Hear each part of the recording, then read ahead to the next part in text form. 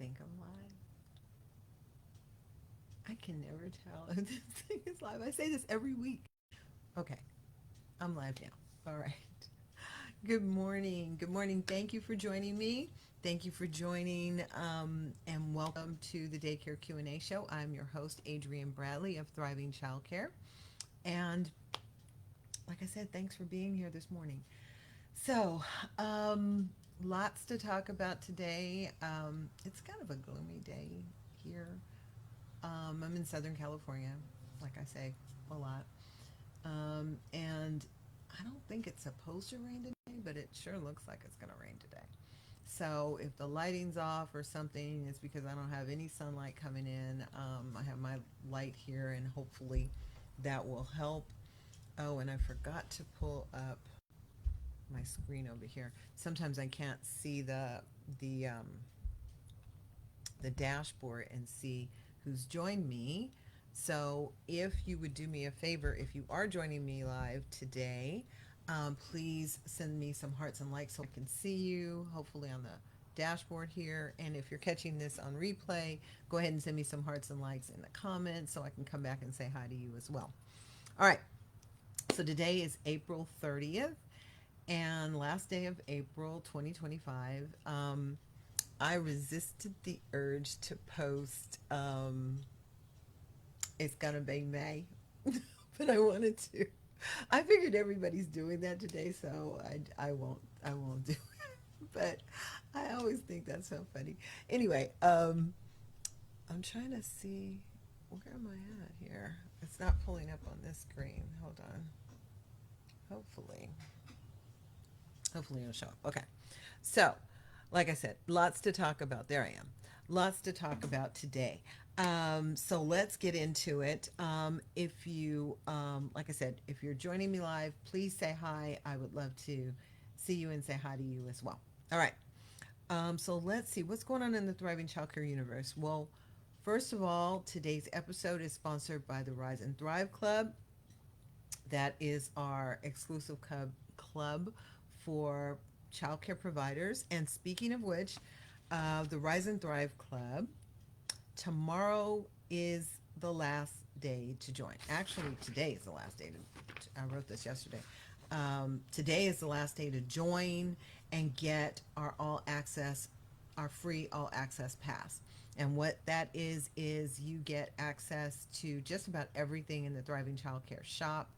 There are some exclusions, but over you get access to over $2,000 worth of contracts, templates, and other resources that you can use for your business that, like I said, typically would cost up to a couple $1,000s if you bought them all separately, but you get access as a member.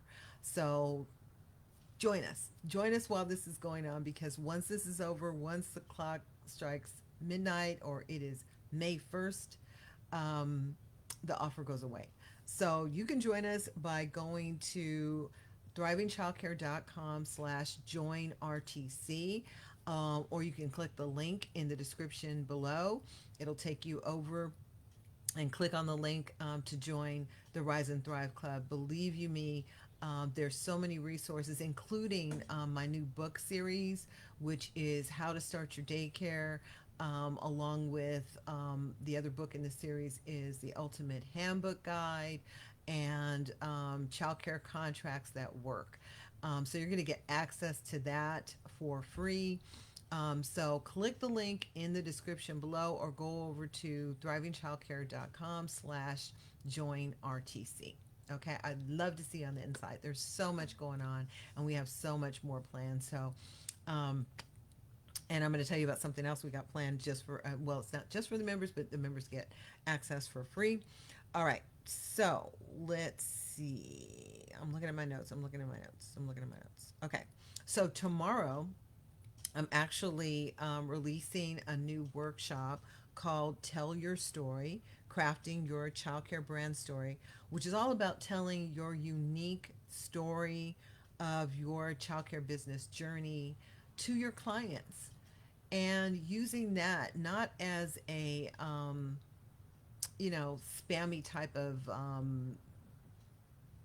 marketing ploy, but actually using it as a genuine, relatable story to bring in your ideal client. Each of us, we might have similar businesses, but our stories are so different. Like, why did you get into this business? What do you hope to accomplish? What has been your experience? I mean, I could think of during my journey. Most of you know that I closed my childcare in 2020, but I would tell people I would tell parents at the tours that um, I didn't come to childcare the way a lot of people do, where they have young children and they want to stay home with their children, and they turned it into a business. My children were actually, two of them were grown, and one was in high school when I started my childcare. So my story is just unique to me, and so is yours. And in this workshop, I'll talk about how to relate to your prospective clients in a way that brings them into your unique story of your childcare business journey.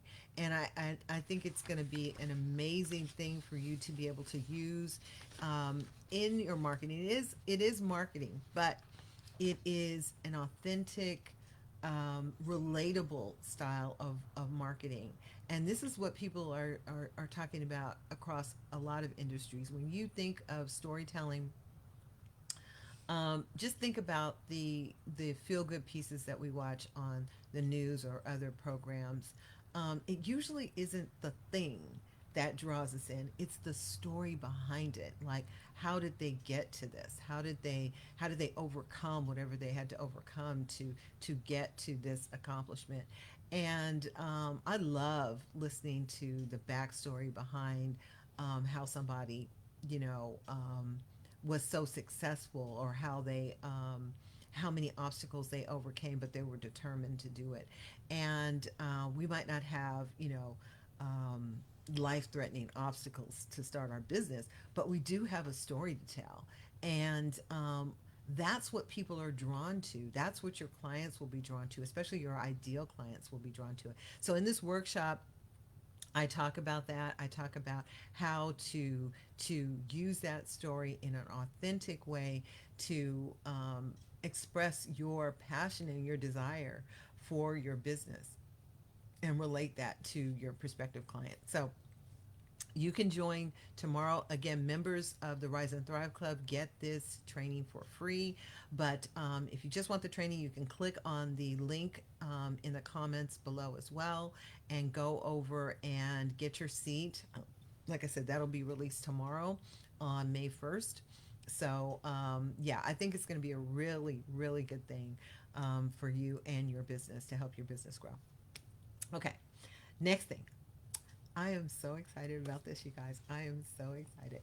So, here on the show for the last 2 years, if you can believe, 2 years, I have been basically my only guest. I have had some guest hosts come in when in my absence a few times, but for the most part, you've been just looking at my face and listening to my voice. Well, I'm going to switch that up. I'm going to change that a bit. So, we have a new segment coming called The Usual Suspects. And so, what it is it's us leveling up. Um, we are seating a panel. Think about Meet the Press type of style, right? So, I'm seating a panel. It'll be 5 to 6 people in our industry, and we're going to talk about what's going on, in our industry. We're gonna talk about our experiences, our best practices, lessons we've learned. I mean, this is going to be so much fun, and I get to be the moderator. I will have my own input, I'm sure, but I get to be the moderator and the devil's advocate, and pull things out of people, and I think that is going to be so much fun for me. But I'm sure this is going to be a great experience for you as well. So that will be coming. We're going to start recording in mid May, and I'm thinking about dropping the first episode of that the first part of June. I have to look and see which Wednesday the first of the first. Well, let me look at the calendar. Calendar's right here. Let me look because excuse me, June 1st. I think it's June 1st. I have to look. Is the anniversary of the show. I'm almost certain it is. But anyway, the first Wednesday is the 4th. So on the 4th, I am going to plan to drop the first episode with the panel. So this will be a monthly addition to the Daycare Q&A show. So it won't just be my voice and my face anymore. We will have a diverse panel to draw from and to learn from and to experience and just have fun. So I hope that you will stay tuned for that. Like I said, I'm super excited about that. And by the way, I, like I said, I want to seat a diverse panel, and that includes you too. So if you feel like you would like to be considered for as a guest panelist, then you can click the link in the description below. It will take you over to our links, and you can click on the one that says, I think it says join the show or apply to join the show, the Daycare Q&A show. And yeah, we're going to be having some guests like yourself on the show as well. And I think that'll add another dynamic to it as well. So if you're interested, please click the link in the description below and go over. And there's a quick little application that talks about, that gets into your background just so I can see where you'll fit with the other panelists. And yeah, but I would love to have you on the show as well. So click the link. Come on, let's do something different. Let's have some fun. Let's have some fun. Sometimes things are too serious, and at least I feel that way. And I'm always looking for new and fun things to do. And I think this is going to be really a fun thing and a fun direction for the show. So, yeah. So stay tuned for that. That will be coming very, very soon. All right. Before we get into the questions today, I want to go over to our planner. This is the I can't talk all of a sudden. This is the provider planner and organizer, and I wanted to see what's happening today. Like I said, tomorrow is May 1st, so it's gonna be May. I snuck it in anyway. Okay. Um, let's see. So today is what I say, April 30th. So today is actually National Oatmeal Cookie Day. Do you see my dog over there? He sleeps on his back, and it's a little, it's a little distracting sometimes. But yeah, that's Rooney. My other dog, she's right there as well, but she's nice and quiet, and she doesn't do any of that kind of stuff. Okay. Today is National Oatmeal Cookie Day. And I don't know about you, but oatmeal cookies are my favorite kind of cookies. As a matter of fact, I just created a new recipe on my other blog for oatmeal cookies. And if you'd like, I'll come back in and drop the recipe here. Just type in the comments recipe, and I will drop the recipe for my new oatmeal cookie.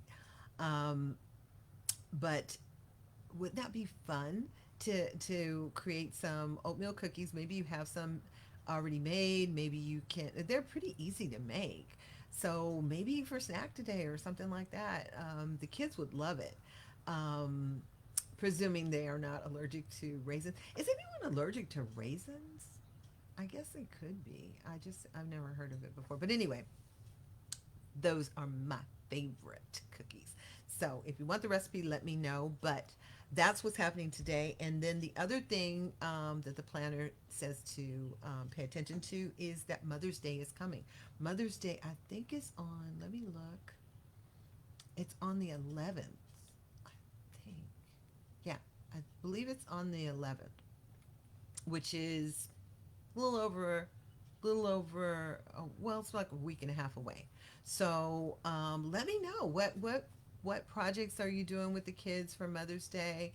I dropped in our other group, the Childcare Chef. I dropped in an article. I think it was an article. It might have been just a recipe, but I think it was an article that had kids making these cute little thumbprint cookies, and I thought that would be a great project to make for Mother's Day. Maybe a little cookie jar. You could get one of those cookie jars at the Dollar Tree and have the kids make up 10 cookies. They could all one day you could just have them help you mix up the mix, and you can bake them off and create little cookie jars. That would be so much fun, don't you think?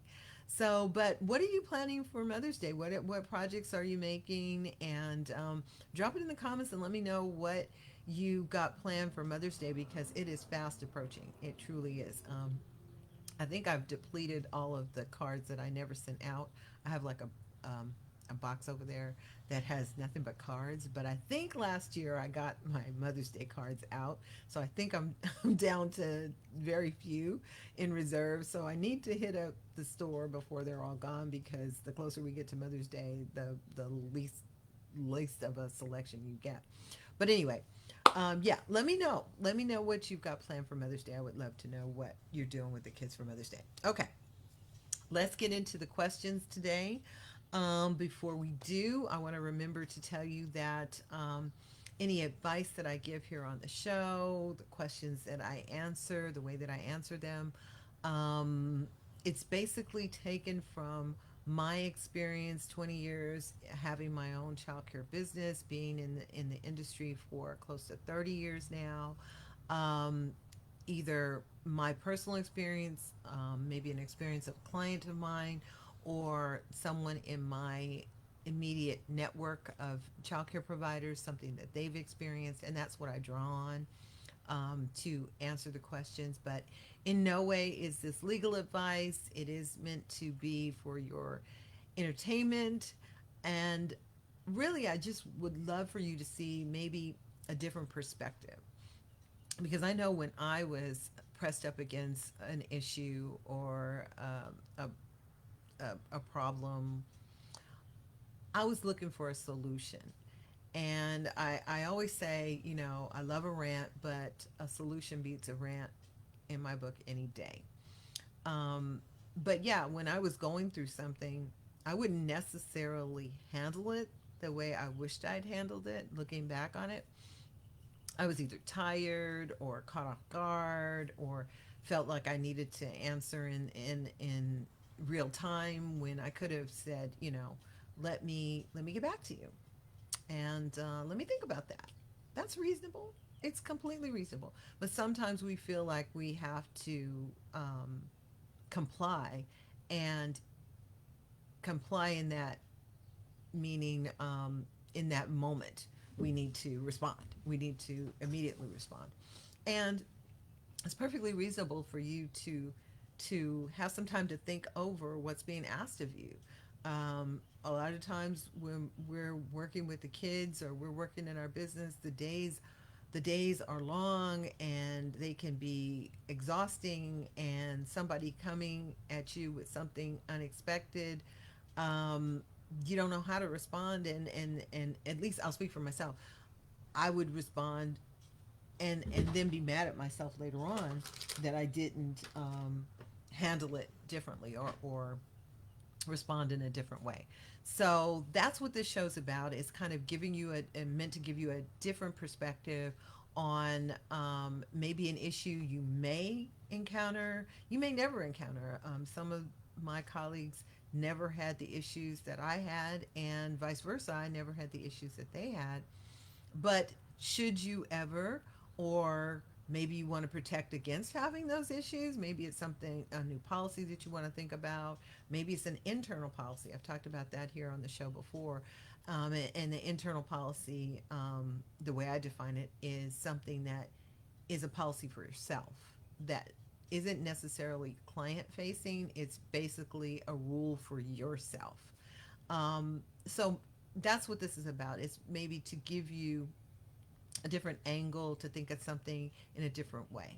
So anyway, that all that being said, it is still your business. So if you hear something here that you vibe with, that you think will work for your business, then run with it. Absolutely adopt it. But if you hear something that doesn't vibe with your business or your values or your ethics or something, usually I don't go too far out, but then just leave it. It's probably for someone else. You do not feel that I'm telling you to do something. I'm absolutely not. Like I said, it's just meant to give you a different perspective. And should it work for you? Should it be something that you haven't never thought of and you might want to try? Then that's great. But again, if it's something that you absolutely are against for your business, that's fine too. That's absolutely fine. Okay. All that being said, let's get into some of the questions for today. All right. So the first question says, Adrienne, what do you do when a parent keeps ignoring your rules, like texting during pickup or not signing in? Okay. Most providers go through some type of issue like this where there's some rule that, you know, one or more of their client just is not respecting, I'll say. Okay.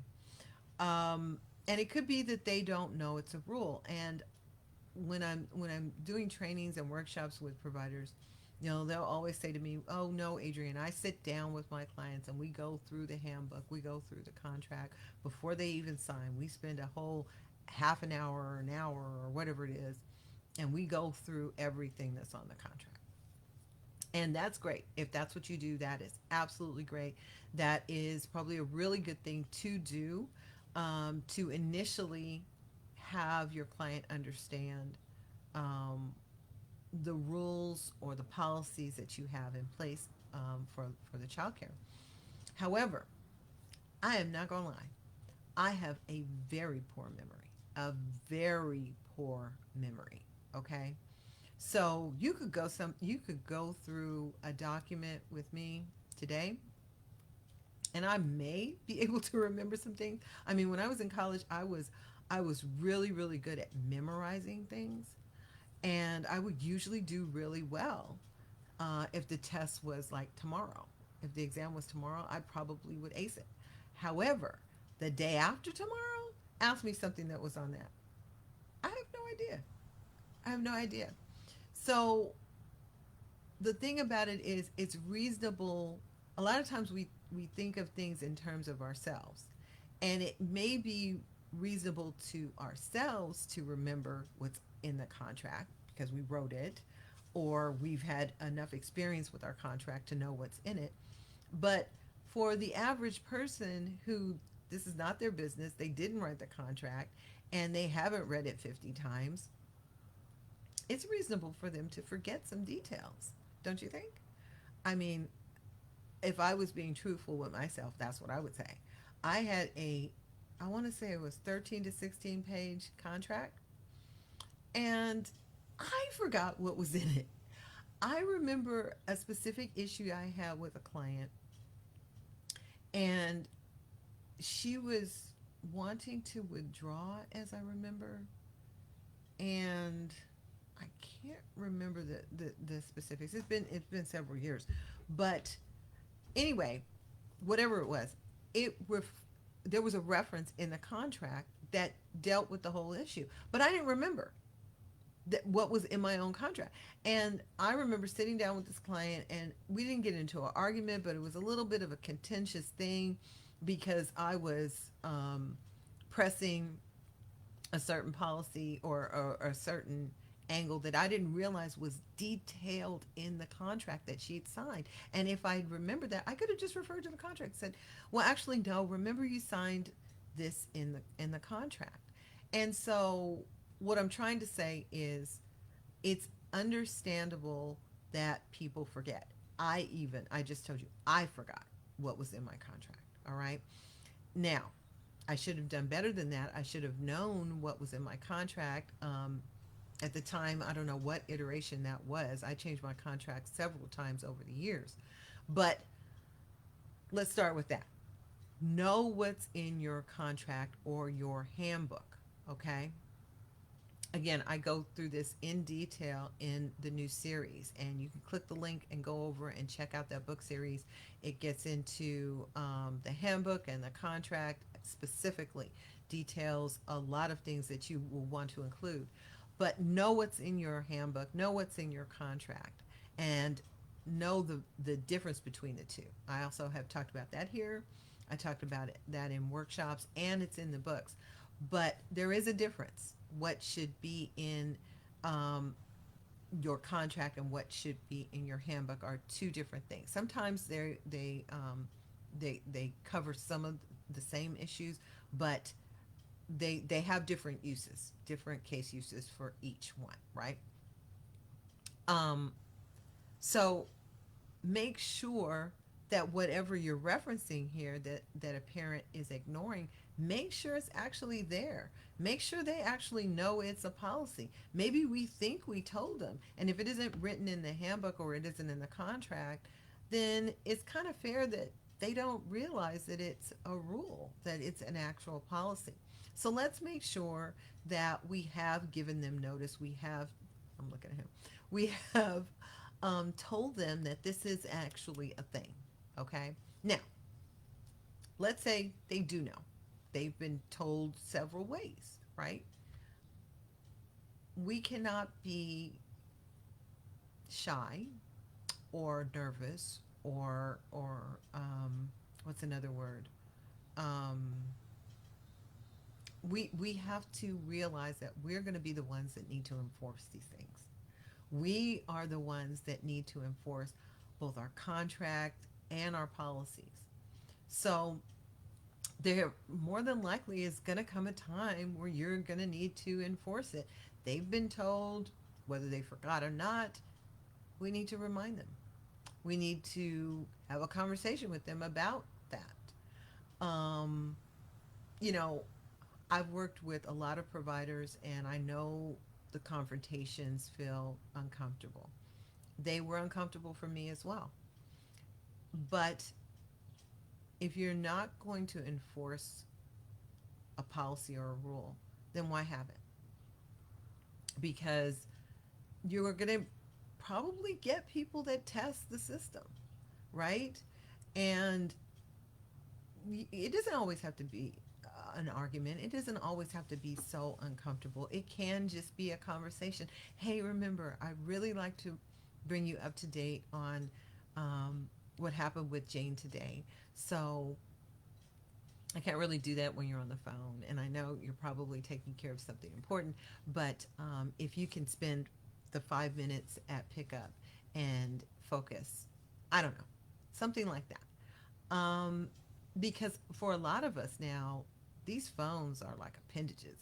We don't even realize how long we're on these daggone things, right? And like even for the show, I have to turn it around because it's distracting. Um, and have it on silent.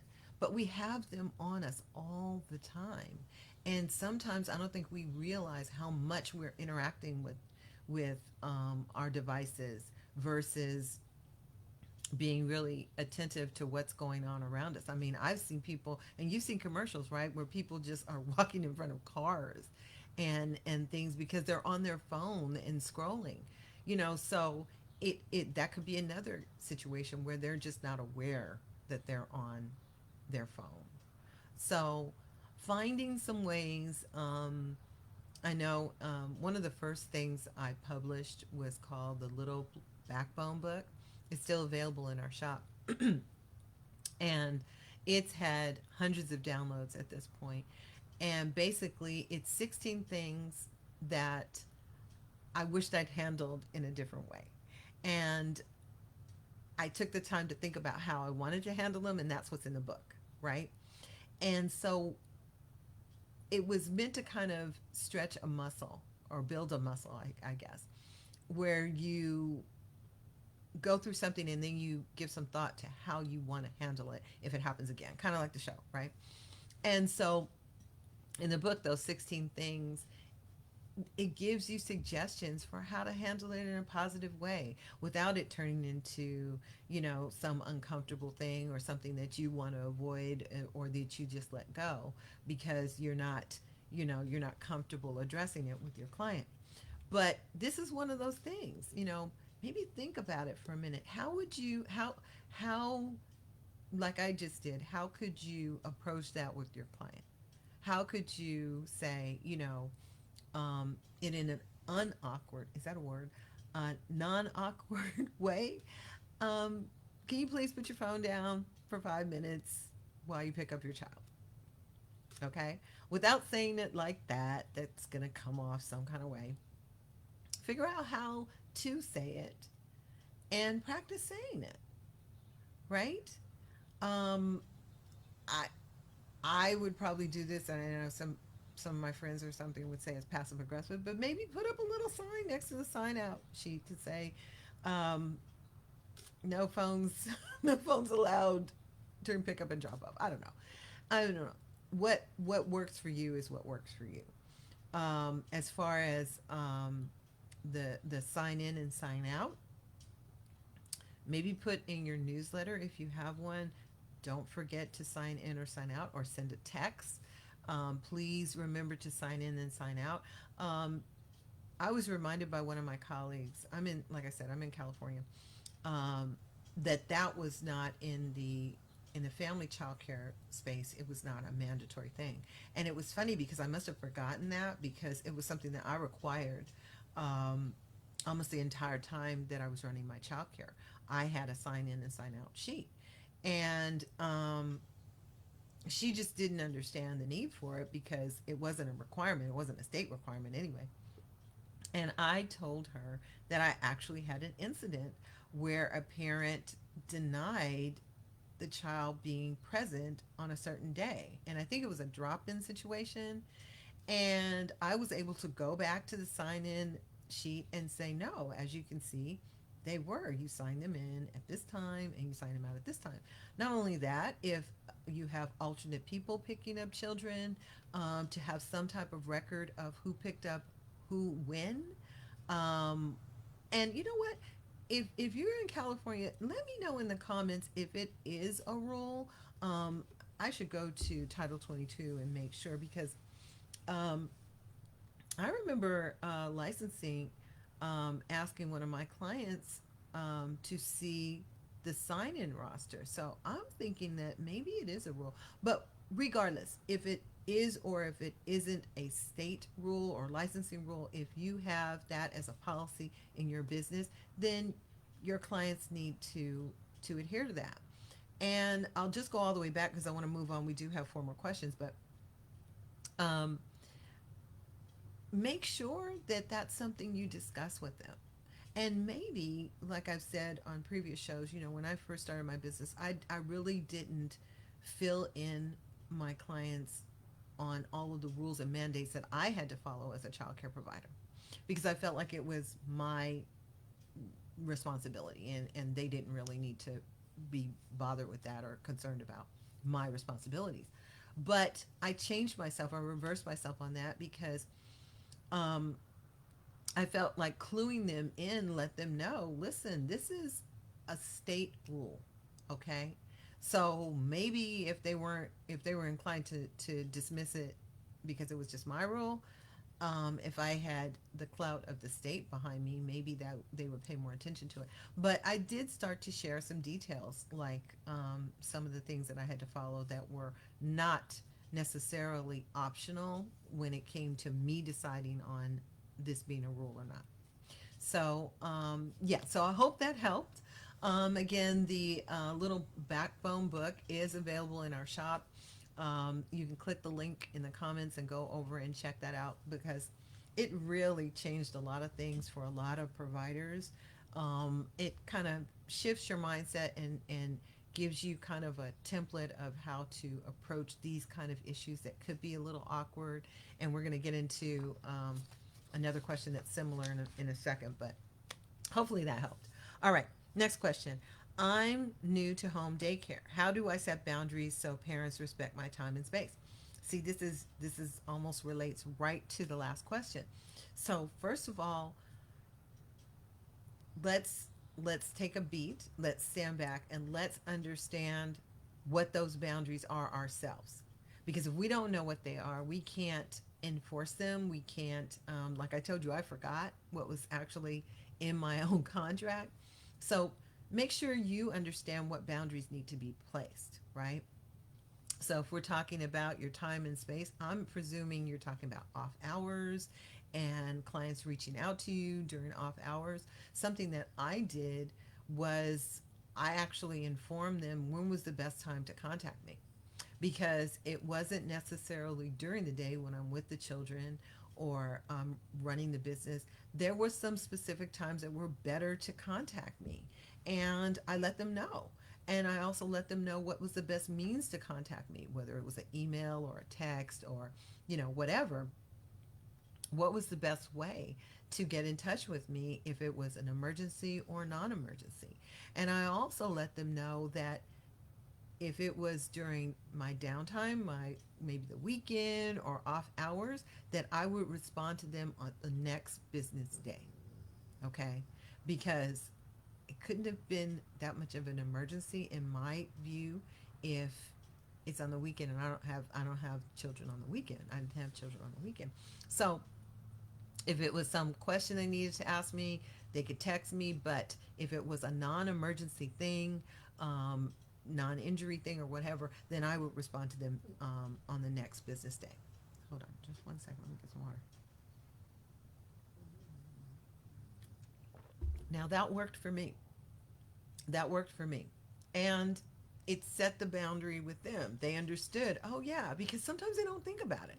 They don't think. I had a client one year, and this was so bizarre. She had a custody arrangement or agreement. What do you call those? It actually went through the courts, but she had this agreement, and I had it on file here at the child care because I wanted to make sure that I adhered to it. Who was picking up when and all this kind of stuff, the details of the agreement. And one morning, I guess she couldn't put her hands on her own copy, so she texted me that she wanted to come by and pick up a copy of that, and I was like, I am not at home. It was like 5 o'clock in the morning, and my girlfriend had signed me up for this boot camp, this exercise boot camp, and so we had to get up at the crack of dawn to do this boot camp. So I wasn't at home, and she was like shocked, and I was like, they just thought of me as being Miss Adrienne, and I'm always at the childcare. It was another time with another client. They wanted to swing by and pick up their child's bathing suit. I guess they didn't have another bathing suit at home, and I was like, I am not at home. I think it was on the weekend. There was another incident when somebody reached out and they wanted to. Oh, I remember the first one that wanted. Was it the boot camp? I don't know. There was another incident where I was at a family funeral, and they wanted to come by and pick up something or whatever, and I was like, I am not at home. The childcare is closed today. I am at a family funeral. But again, did you hear what I just said? I said I text them back. Now, I was at a family funeral.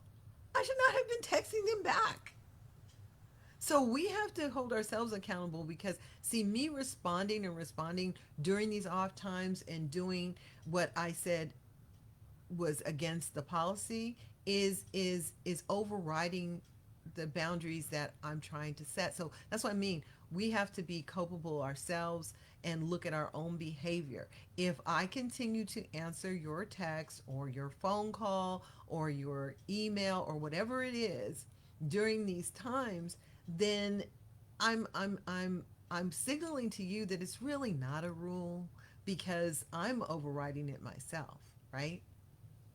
So think about what boundaries I would say that are non-negotiable.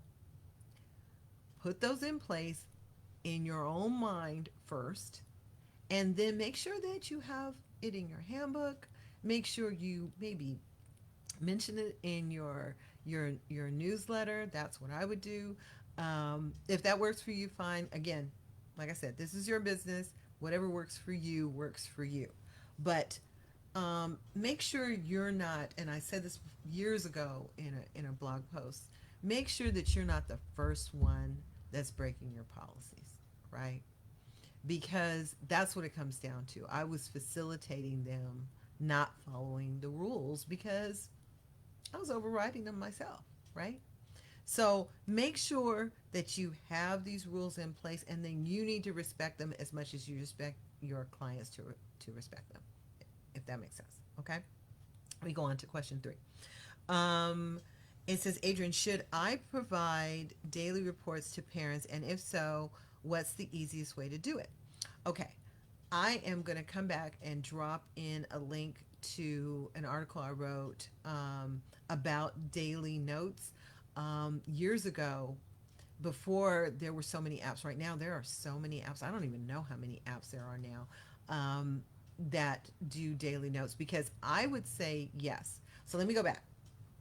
When I was interning, before I started my childcare business, I was interning at a facility, and they did daily notes for the parents, but they wrote them out. Right, there were no apps back then. Right, it was a long time ago.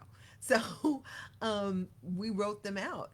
And I thought that was a great thing to offer to parents. So when I started my business, I did the same thing. And I would go to Kinko's, or is Kinko still around? Um, Staples or Office Depot, and I would print off all these forms. And at first it was just me, and then it was me and my assistant. We would fill these out every single day. And when you just have a few kids, it's not as big of a deal as when you have 10 kids to write those out. Our hands were cramping. Not only was it turning out to be a real chore to do this, I would find the notes in the diaper bag the next day all crumpled up, and I would just get so upset. So when I think it was a prospective client, I'm not even sure that they wound up enrolling, but I noticed that there were these apps coming out for new um, parents to track their child's schedule and so forth, and I was really interested in that. First of all, for that capability, but then I was like, I wish there was something that I could use for all the kids. And I found this one app. I don't know if it still exists, but at the time it was revolutionary. And I got the app. It wound up costing me, it was a paid app. It wound up costing me less than it took for me to print off all of those sheets every month. Okay. And not only that, it was like, obviously it was on our phone, so it was easy to do. It had the layout all, the format was all there, and it provided an ongoing record. Oh my gosh, I was so over the moon about that app. And actually, I became part of my reputation in my community was the fact that I offered these daily notes, these electronic daily notes. And I did that all the way to the end. I stayed with the one app. I didn't switch over. And I wound up using the app for so many different things. And that's what I wrote about in the article. So I'll come back and drop that link. But I've talked about that here on the show before. So for me, quick answer. It wasn't a quick answer at all, but it would be to use an app. And I would say that it provides a certain level of transparency to the parents. The parents want to know how their day went. They're going to come to the door and pick up and say, so what happened today? And when you have multiple children, I mean, I halfway wanted to say, I have no idea. I don't know. It's been a long day. A lot of things happen, but you shouldn't say that. Don't say that. But having the app enabled me to show them a lot of things that happened. We were able to upload video and pictures, and I would snap pictures of things that they ate for breakfast or for lunch. I could send a picture if I thought a child had pink eye. I could send a picture in real time because it logged the parents' contact information right on the app. I could send them pictures of projects. I mean, it was just a godsend for me at the time. And the parents loved it. They had their own version of the app for parents. But now I think the apps have even more capability. Like they can send invoices, they can accept tuition. So look into the different apps that are available now. Get a free trial if you can, and try them out and see which works best for you and your setup. Announce it to the parents. That was something that I did at the tour. I would tell them that this was something that became part of them being enrolled in my program, that they would get these daily notes, and they would that would be one of the highlights of the tour. So I would say get an app. That's the easiest way, but check and see what the newer apps. Again, the app I was using is I don't even know if it still exists, so I won't even mention it here. I think I mentioned it in the article, but and find out which one works for you. But I think that is going to be one of the best investments that you do for your business because, like I said, it not only is a marketing tool that you can use, but it's also going to provide an ongoing record that you can access and that the parents can access too. So check that out. I will come back and leave a link for that. Okay. Next question.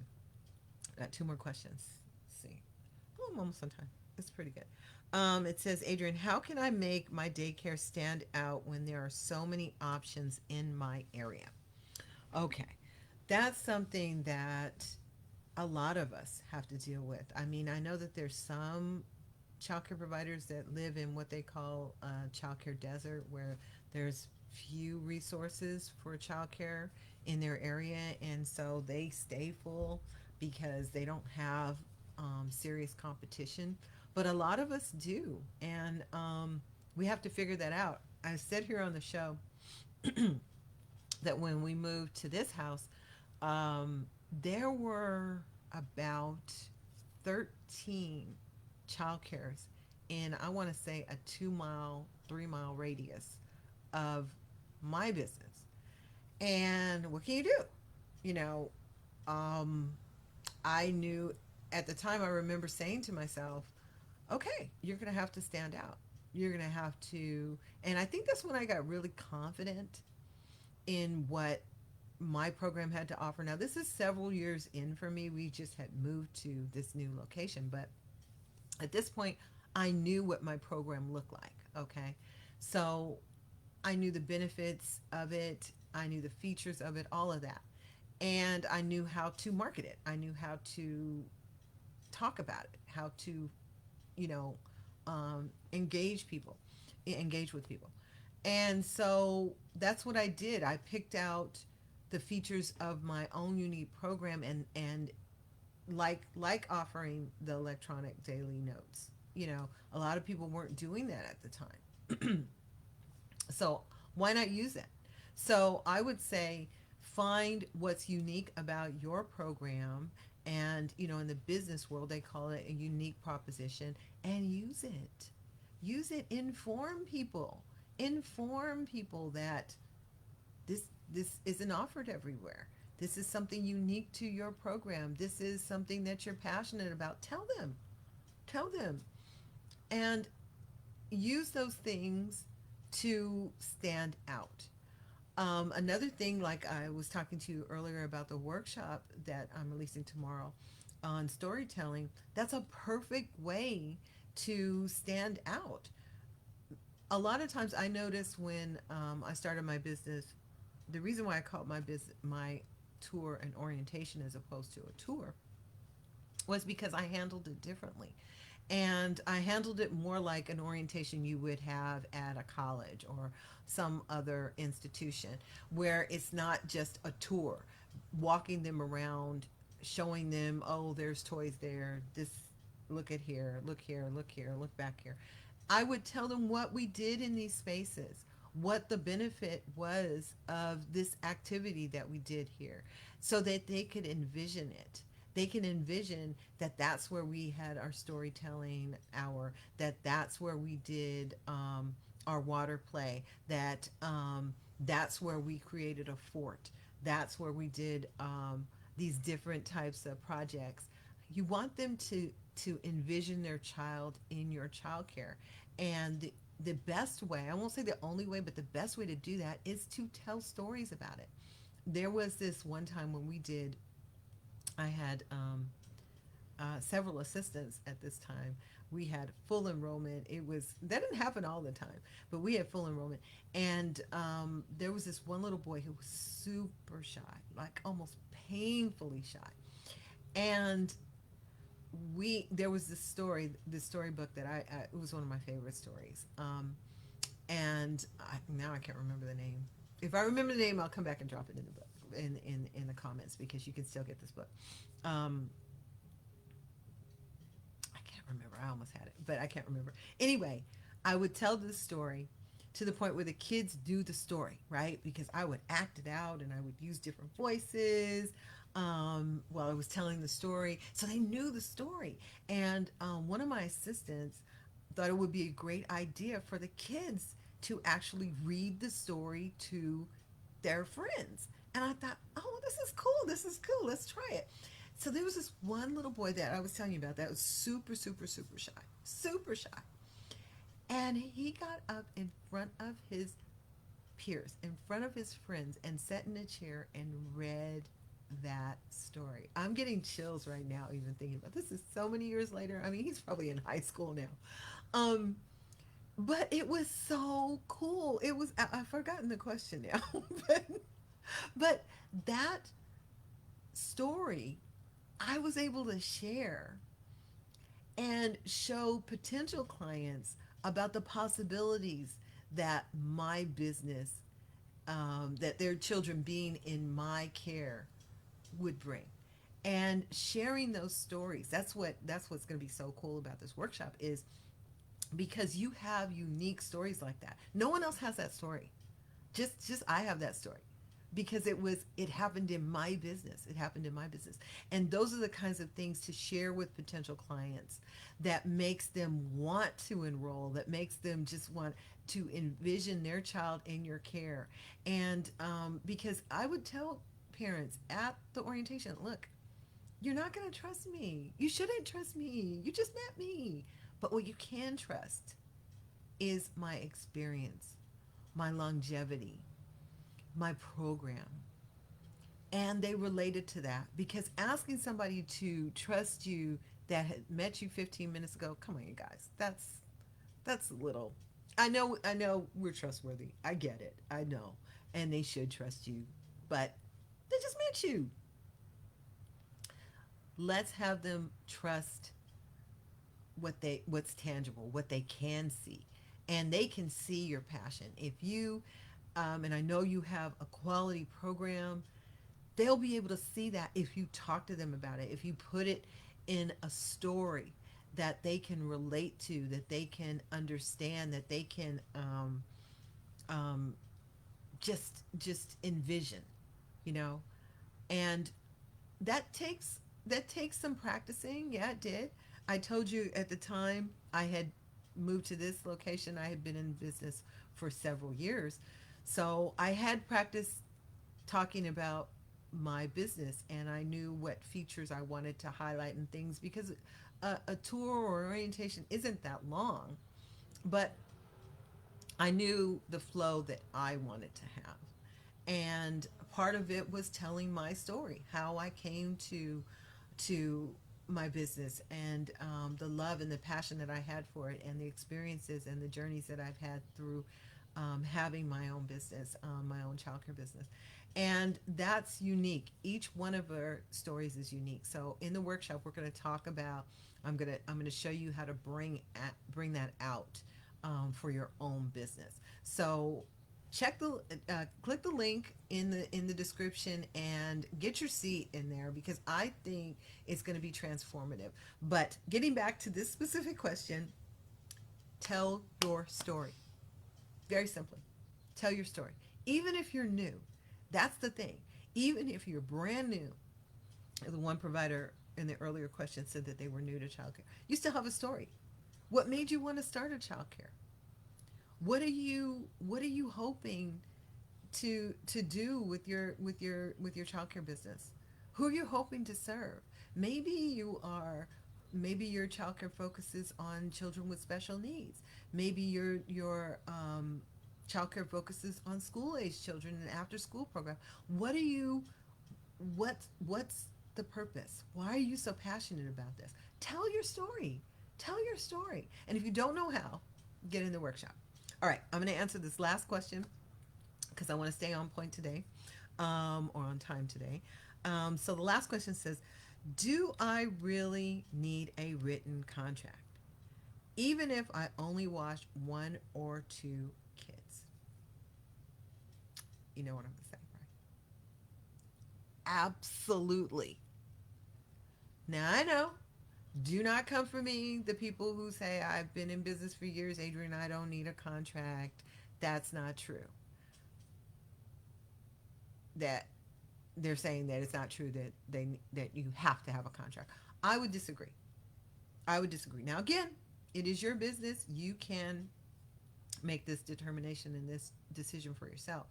But the thing about it is, as in most cases, you don't need it until you need it. And why not have it in place from the beginning? That way, maybe you don't forget what's in it like I did. But it protects you. It's meant to protect you, and it also protects your clients. It also sets expectations for that relationship between you and your client. So whether you have one child or you have 10 children, having a contract, it sets the expectation of the agreement. It is the agreement between you and the client and the parent. What times are is care going to be given? What what happens if the agreement isn't kept? You see, because if you don't have anything, you don't have anything to lean on. You don't have anything to point to. So if you don't have a contract, like I say, I didn't know anything about that being a rule or a policy, and they would be right because there's nothing that they signed. There's no. I just told you, people forget things. They do. Come on, they do. But if you have a contract that they've signed, they've kept a copy of, you have a copy, at least you can refer to it, and so can they. That's another thing that I get into in both the Ultimate Handbook Guide and the Childcare Contracts at Work book is the need. There's case studies in there, and maybe I'll talk about some of the case studies here on the show at some point. We don't have time today, but you wouldn't believe what can happen just because you don't think it's a necessity. And I work with a lot of childcare providers who I wind up telling them and reminding them that they are running a business. And with a business, like I said, I had responsibilities to the state as well as my own clients.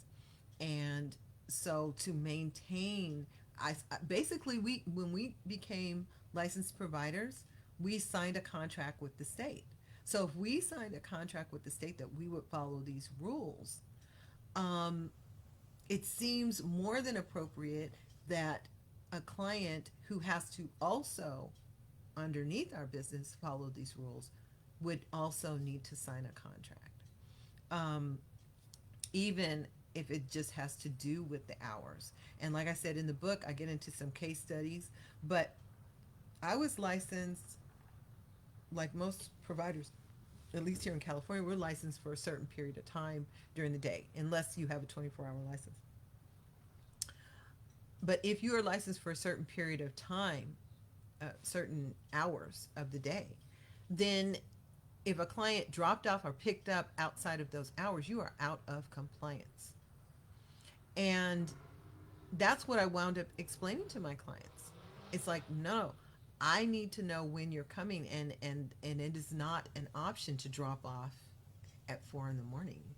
It's just not, because I'm not licensed for that. And should something happen, or someone or licensing would happen to show up, and don't say that it can't happen, because I know personally of some providers where it has happened, where licensing has come and sat in front of their business until their opening time to see if anybody went in with children. So, depending on your circumstance, things can happen. But if something happened and the child was injured or hurt or something, and I wasn't even supposed to have them in my care, this could be very bad. It could wind up being fines, citations, closures, all of that. So a lot of times we don't fully imagine or envision the possibility of things going sideways, but in a lot of times we need to look at the worst case scenario and prevent that from happening. And I believe a contract is integral to that in our business. So yes, I would say you need a contract, and a good place to start with that contract would be the child care contracts that work. You can find that book in our shop at thrivingchildcareshop.com. Like I said, it's part of a new series of books, and it will really give you a good head start. It also comes with templates that you can go and customize and start with a very comprehensive contract for your business. Okay. All right. I am going to end the show today, but I just want to tell you, if you are enjoying the Daycare Q&A show, whether you join me here live or if you catch this on replay, please consider joining the Rise and Thrive Club. Like I said, it is our provider exclusive club and membership where you get access to resources like my new series of books. You also get passes to come to workshops and to courses and things that will build your business into a business that you love. So go over and check it out. I would love to see you on the inside. You can join us at thrivingchildcare.com/joinrtc, or you can click the link in the comments below. But either way, thank you so much for joining me here today for our show. I'm so excited about the things that are happening here on the show, and I would love it if you would come along for the ride. But until next Wednesday, take care, stay safe, and keep thriving. My name is Adrienne Bradley, your host for the Daycare Q&A Show, and I can't wait to continue this incredible journey with you next week. Until then, keep thriving. Thanks so much for hanging out with me on today's episode of the Daycare Q&A Show. I hope it gave you clarity, encouragement, or even that little push you needed today. If you're looking for more support, tools, and real-life resources to help you grow your childcare business, I'd love to invite you to join us inside the Rise and Thrive Club. It's our member-only community just for childcare providers, where you'll get access to a growing library of done-for-you tools, exclusive training, monthly live Q&A calls, and so much more. And the best part, you don't have to do this alone. So whether you're just getting started or you've been in the game for years, there's a place for you inside the club. You can join us right now at thrivingchildcare.com/joinrtc. I can't wait to see you on the inside. And hey, if you like this episode, make sure to give it a thumbs up, hit that subscribe button, and share it with another provider who could use some encouragement today. Until next time, keep showing up, keep growing, and keep thriving. I'll see you on the next episode.